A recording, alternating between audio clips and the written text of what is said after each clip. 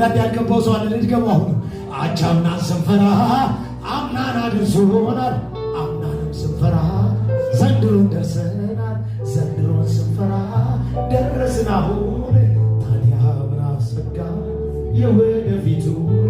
ታዲያ ምን አሰጋ ለአሁኑ እንኳን ለኢየሱስ እንደዚህ ብሎ የሚመጣ የሚከብር የሚነሱ የሚመጣ የሚከብር የሚነግስ